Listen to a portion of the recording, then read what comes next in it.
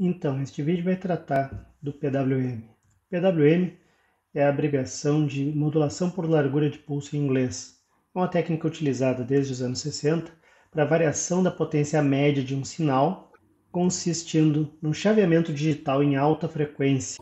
Essa alta frequência que mascara o chaveamento, dando a impressão de que, na verdade, a gente tem um sinal diferente do sinal máximo ou de um sinal digital, causando efeitos então intermediários entre um sistema digital ligado e desligado. Em um período de tempo, define-se então um percentual no qual o sinal de tensão ficará em nível alto e o correspondente sinal em nível baixo. Isso se chama de duty cycle e é o que faz com que a gente tenha essa impressão de modulação, de variação de sinal. Na verdade, o segredo é a questão do período de tempo, ou seja, da frequência com a qual a gente vai trabalhar no PWM. A tensão efetiva é diretamente proporcional, então, a esse duty cycle. Aqui a gente consegue observar o efeito do ciclo de trabalho em cima do PWM, de fazer esse chaveamento. Para um dado período, inicialmente pensando em 100%, a gente teria, então, um nível alto. Por exemplo, no caso do ESP32, seria no nível de 3.3 volts. Chaveando para 75% de ciclo de trabalho, a gente percebe que durante um único período de tempo, o sinal permanece alto por 75% do tempo, 25% do tempo em baixo. Isso produz o resultado efetivo assinalado. Passando para 50%, para o mesmo período, nós vamos ter 50% do sinal em alto e 50% do sinal em baixo. Então, na média, o efeito seria daquele assinalado, assim como para 25%. E no caso de 0%, obviamente, o sinal seria zero. A questão toda é ter um chaveamento em alta frequência de forma que o efeito de chaveamento seja pouco perceptível pelos sistemas. Isso é possível de trabalhar então com sistemas de regulação de tensão e de potência, com chaveamentos em alta frequência, com regulação de velocidade em motores de corrente contínua, com dimerização de lâmpadas, particularmente lâmpadas incandescentes e lâmpadas LED. No caso de lâmpadas LED, a frequência então tem que ser bastante alta para que a gente não perceba o efeito de piscada ou de flickering. E para comandos servomotores, porque a maioria desses equipamentos usa como set point um sinal modulado em largura de tempo. E também na área de telecomunicações para geração de sinais, comunicação de sinais. No ESP32, a gente tem dois circuitos dedicados em hardware para PWM, que torna o sistema bem mais confiável do que a questão de PWM em software, como por exemplo nos Raspberry Pis. Um dos circuitos é chamado de LED Controller, ou LED-C, que tem 16 canais PWM, dividido em dois grupos de 8. Cada grupo vai estar associado a um determinado timer.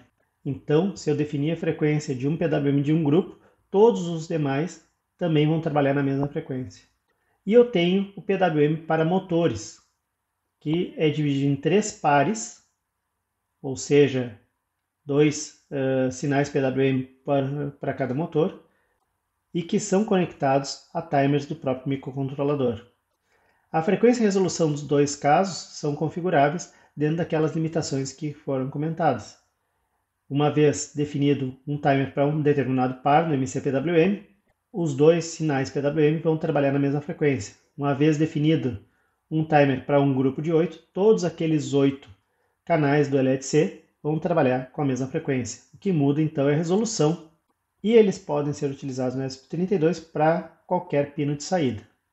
No caso do MicroPython, há uma implementação baseada especificamente em cima do LED-C.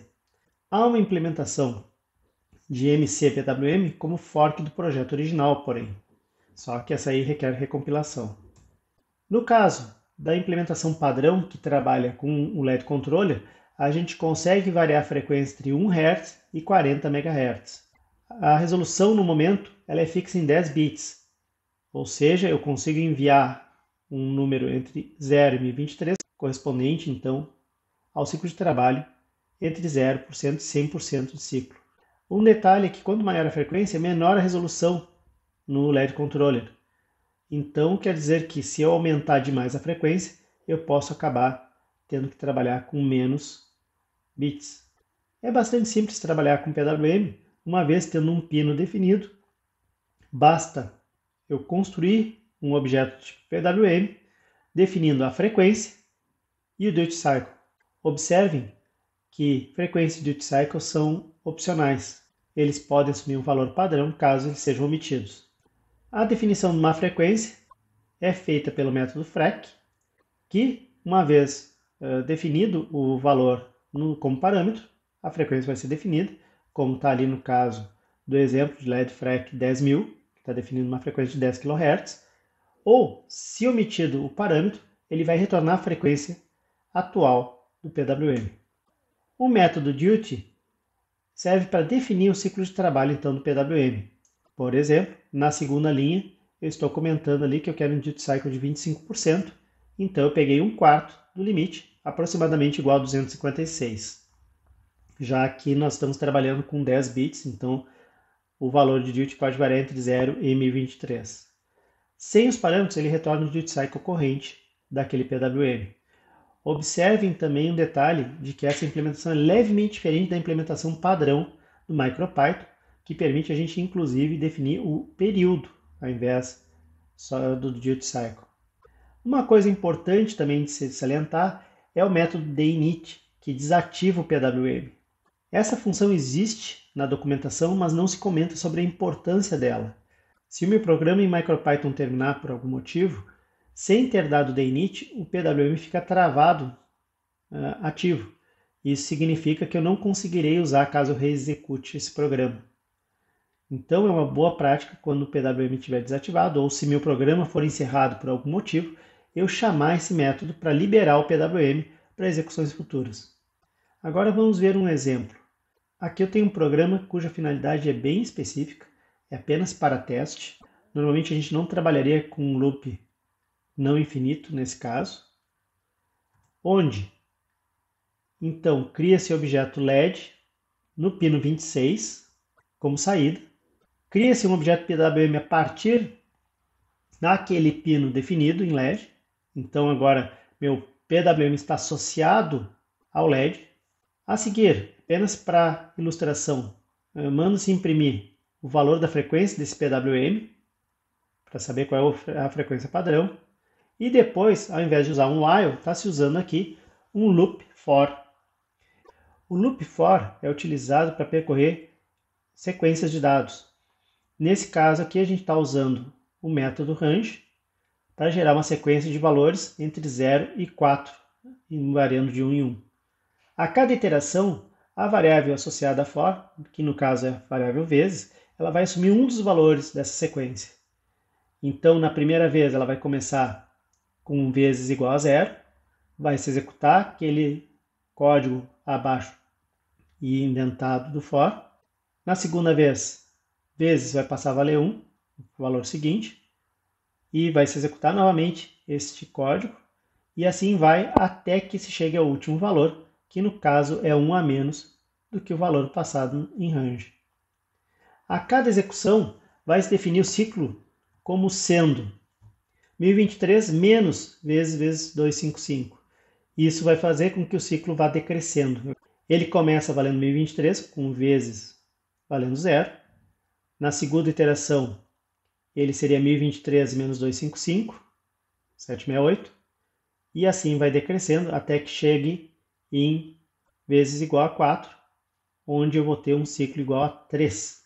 A cada iteração, então, o método duty de PWM varia o valor do ciclo e o LED deve começar a decrescer o seu brilho, pelo menos do ponto de vista do olho humano. E por fim, o PWM é então desativado. Agora é hora de ver o que vai acontecer. Agora vamos ver o programa em execução. Aqui está a nossa montagem, temos o LED aqui, o osciloscópio está com a sua ponteira ligada na saída PWM, então nós vamos ver ali como está funcionando os pulsos e vamos botar para rodar.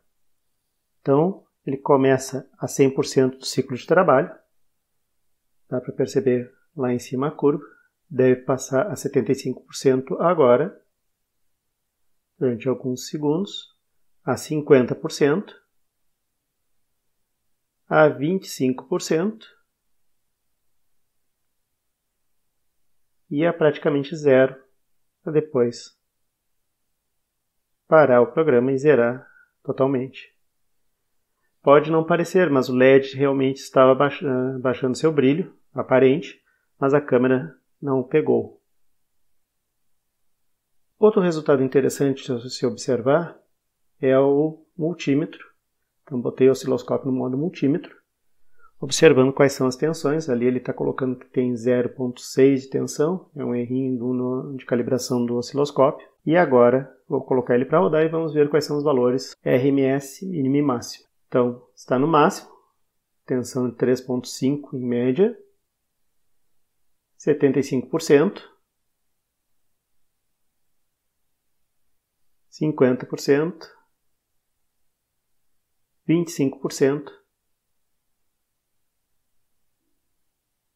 0, quase 0%. E o programa acabou de executar agora. Observe então os valores que o multímetro percebe em função justamente dessa modulação de largura de pulso. Ele não identifica o valor instantâneo imediato, mas sim uma média em função da frequência elevada com a qual o PWM está funcionando.